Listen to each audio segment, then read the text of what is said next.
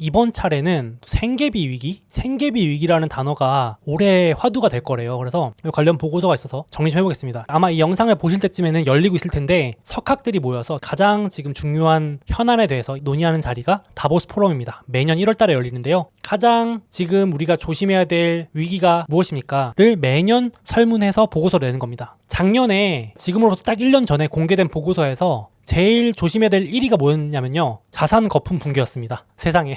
작년 1월에 이런 게 나왔었어요. 근데 저도 사실 그때 보고 너무 부정적이다 이러고 말았거든요. 근데 결과론적으로 좀 마친 셈이 됐잖아요. 작년 1월부터 고점을 찍고 전 세계 주식도 빠지고 부동산도 빠지고 했으니까 경제대국의 자산 거품 붕괴고, 그리고 기후 이런 건 늘 있는 건데 4위에 올랐던 게 부채 위기. 부채 위기도 올해 많이 이슈가 됐잖아요. 개도국의 부채 위기가 이슈였었는데 작년 기준으로는 적중한 겁니다. 제가 봤을 때는. 그래서 작년 거 잠깐 보시면 자산 거품 붕괴는 주로 선진국, 미국 쪽을 걱정했는데 결국 많이 빠졌고, 부채 위기는 중후진국에서 오래됐다. 이게 작년 기사입니다. 2022년 1월에 나온 기사예요. 어떻게 보면 미리 좀 경고를 해준 건데, 그래서 올해 뭐냐? 리스크는 생계비라는 거예요. 정부 관계자 설문하고 기업 관계자 설문 공동 1위입니다. 압도적으로 1등이에요. 지금부터 제일 위험한 건 2년 동안 생계비 위기. 근데 심지어 이게 작년에 5위였었는데 순위가 1위로 올라선 겁니다. 이걸 한국어로 바꾼 게 요겁니다. 앞으로 2년 동안 2023년, 2024년에 생계비 위기 1등, 그리고 기후현상. 기후현상은 늘 순위권에 들어갑니다. 그리고 지정학적 대립이 3위까지 올라왔습니다. 많이 올라왔죠. 그런 상황인데 1번 생계비 위기 보시면 관련해서 한 분석가가 주장을 한 거예요. 지금 미국 저축률이 2.2%거든요.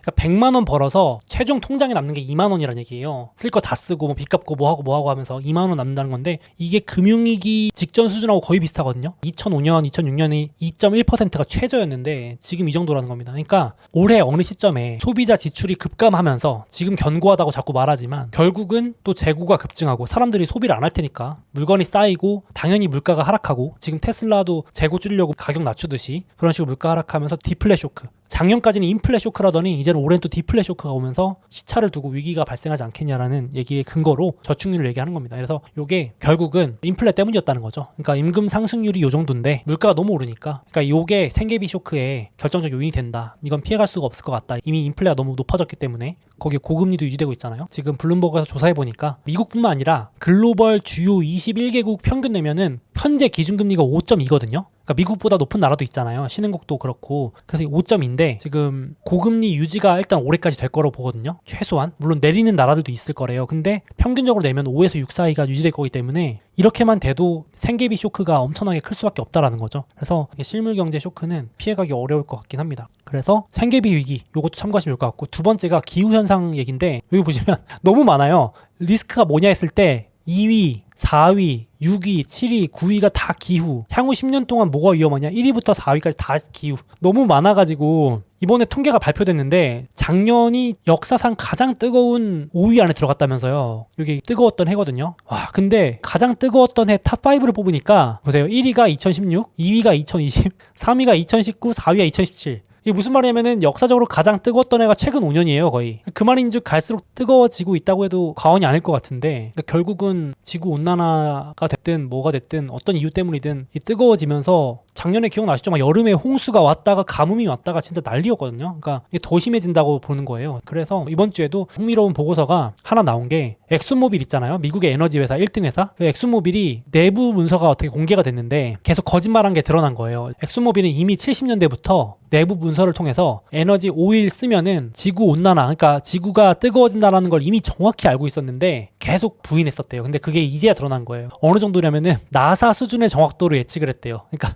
이 얼마나 지구가 뜨거워질지를 거의 나사 과학자가 제시하는 것만큼 정확한 수준이었고, 그래서 전 세계 어떤 파리 기후 협약 회의 이런 데서 목표로 하는 상승폭 2도 이내 억제해야 한다는 것도 이미 40년 전부터 다 맞춰서 알고 있었는데, 이제 엑소모빌 관계자는 계속 에너지랑 기후는 관계없다 그래서 부인하던 게 이번에 처음 공개됐다면서 나오더라고요. 그래서 참 증시 변동성에도 영향이 없지 않은 부분 같아요. 작년에도 가뭄이 와가지고 애플, 테슬라 떨어지고 그랬거든요. 실물 경제는 말할 것도 없고. 마지막으로 지정학 대립. 지정학 대립도 이번 주에 흥미로운 보고서가 하나 나왔는데, 지정학 대립하면은 대표적으로 뭐 러시아 우크라이나 전쟁도 있지만 전 세계가 다음 위험을 보고 있는 게 중국의 대만 침공이거든요. 이게 보고서가 공개됐어요. 다음 전쟁의 첫 번째 전투입니다. 좀 무섭습니다. 이게 보시면 중국이 대만을 침공한다는 걸 가정해서 24번의 전쟁 게임을 시뮬레이션을 돌려가지고 결과 보고를 한 거예요. 그 공개됐는데 결론부터 말씀드리면 서로 박살이 난답니다. 싸우면. 그러니까 싸우면 안 된다는 게 이 보고서의 요지인데 미국, 중국 다 박살 난다는 거예요. 그래서 중국은 10,000명이 전사하는데 거의 군대가 괴멸되고 베이스로 봐도 2주 만에 전쟁이 종료된답니다. 참 요즘 전쟁이 그냥 금방 끝나버리나 봐요. 워낙 강대강이라 그런지 몰라도. 그리고 중국이 1만 명 죽을 동안 미군이 3,200명 죽는데 이것도 미군이 엄청 치명적인 거고 동시에 대만도 3,000명 정도 죽는데 대만 3,000명 죽으면 경제가 완전히 박살나는 수준이래요. 그냥 황폐화가 된 섬나라가 된다네요, 대만이. 그래서 미국이 싸워서 이겨도 피해가 너무 큰 값비싼 승리이기 때문에 이 보고서가 주장하는 거는 싸우면 절대 안 된다. 둘 다 박살난다. 회복하는데 너무 오래 걸리고 주변국들도 다 폐허가 된다. 그래서 미국이 해야 될 일은 중국이 딴맘을 못 먹게 철저하게 힘을 보여줘야 된다. 그러니까 싸우는 건 아닌데 함부로 덤비지 못하게 시진핑이 아무 마음을 먹지 못하게 억제책이 낫다라고 하는 보고서였습니다. 그러니까 싸우지 말자 주장했는데 시나리오를 다 공개했어요. 대만 있잖아요. 중국이 여기 있습니다. 중국이 선제 공격을 막 하는 거예요. 대만을 보이시죠. 막 미사일 쏘고. 먼저 해군이 들어가서 모든 해상로를 둘러싸고 봉쇄합니다. 대만을 봉쇄하고 지상병력이 침투한 다음에 비행기 타고 공수부대가 여기 막 들어가서 내륙 깊숙이 침투해서 막 대만 전쟁을 일으키면 미군 시나리오는 그동안 대만이 어떻게든 버텨줘야 됩니다. 대만이 버티기만 하면서 지상군이 버텨주면 미군이 일본하고 들어오는 거죠. 그래서 중국을 무력화하고 쫓아내는데 중국이 마지막 일격으로 일본하고 미국의 배에다가 막 미사일 쏘면서 반격을 해보지만 그 어떻게 반격을 해도 거의 모든 시나리오에서 중국이 패배한다는 게 이 보고서의 주장인데 당연히 이제 그러니까 공개했겠죠. 자신 있으니까. 근데 그래도 서로의 피해가 너무 크다. 그래서 싸우면 안 된다라고 하고 있고 이 보고서를 보고 이제 중국이 열받아서 바로 반박을 하는 겁니다. 중국의 차이나타임즈가 전제부터가 잘못됐다. 그래서 대만이 이렇게 열심히 싸울 리도 없고 그리고 미국이 저렇게 손해를 봐가면서까지 싸울 리도 없고 즉각적으로 개입도 안 할 거고 눈치 보면서 계속 뒤에서 그냥 있을 거고 일본도 함부로 들어오기 힘들 거고 그래서 이 세 가지가 없는데 무슨 전제부터가 잘못된 시뮬레이션 게임이다 라면서 막 중국도 열받아서 반박을 하더라고요. 대만인들이 과연 평화를 원하는데 싸우려고 할까 뭐 이러면서 그래서 연초라서 보고서가 많이 나와서 잠깐 소개해드렸는데 지금 그래서 다보스 포럼의 이 주제를 좀 요약해보면은 지금 생계비 위기가 결국은 이거예요. 이래도 저래도 난리랍니다. 인플레가 올라도 지금 고통이잖아요. 생계비 위기가 오고 있는데 인플레를 잡으려고 금리를 올려도 대출 이자 내잖아요. 우리가 금리 올려도 고통. 이러나 저러나 생계비 고통을 피할 수가 없는 게 지금부터의 시작이고 이도 저도 안 되는 진퇴양난의 상황이라서 요 단어가 꼽힌 것 같고 그래서 그 어느 때보다도 지정학 그러니까 러시아 우크라이나 때문에 에너지도 오르고 뭐 기후 위기 때문에도 영향받고 통화 정책 금리 오리고 내린 거 때문에 그 어느 때보다도 이 위기들의 연쇄 작용이 상호 의존적이래요. 서로 막 맞물려가지고 뭐 하나가 해결이 안 되고 이런 다중 위기의 해가 지금 메인 키워드로 꼽혀서 참고하시라고 가져왔습니다. 참 올해는 실물 경제 측면에서 생존 전략, 허리띠 졸라매기 또 어느 정도 좀 필요한 게 아닌가 싶어서 가져와 봤습니다.